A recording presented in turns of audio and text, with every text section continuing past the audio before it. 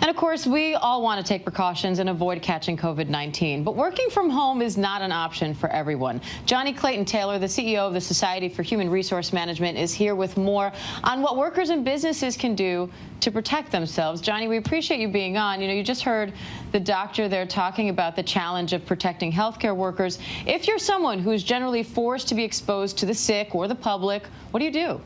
You stay home. I mean, the answer is really simple. At the end of the day, people should not come to work and run the risk of either taking diseases back to their families or bringing the diseases from their homes into the workplace. It's a really simple decision.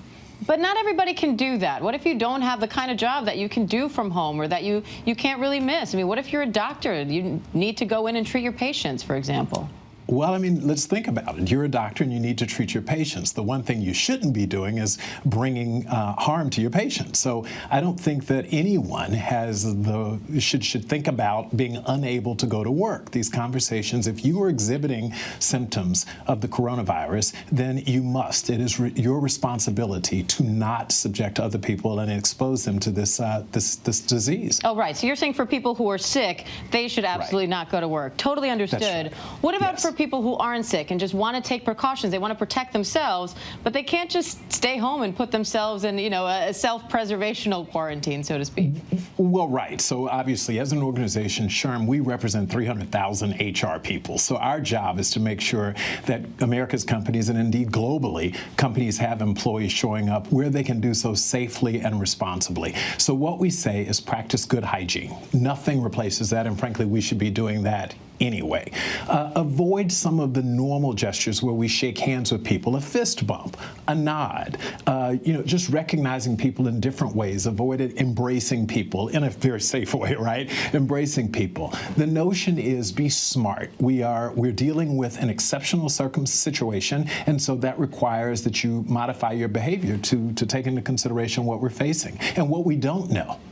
And from a business perspective, what responsibility do employers have? For example, hourly employees who don't get compensated if they don't come in. Are there sort of any efforts to try to motivate people to stay home?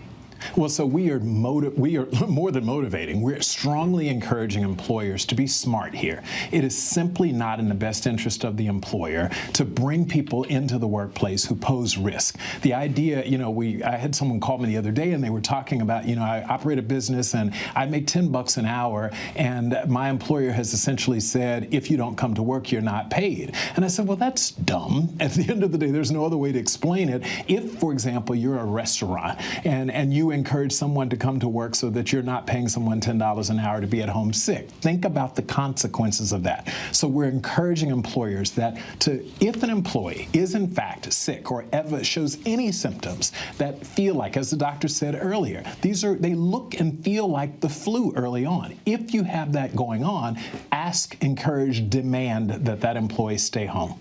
All right, Johnny Clayton from the Society for Human Resource Management. We appreciate it, Johnny. Thanks. Thank you. Hi, everyone. George Stephanopoulos here. Thanks for checking out the ABC News YouTube channel. If you'd like to get more videos, show highlights, and watch live event coverage, click on the right over here to subscribe to our channel. And don't forget to download the ABC News app for breaking news alerts. Thanks for watching.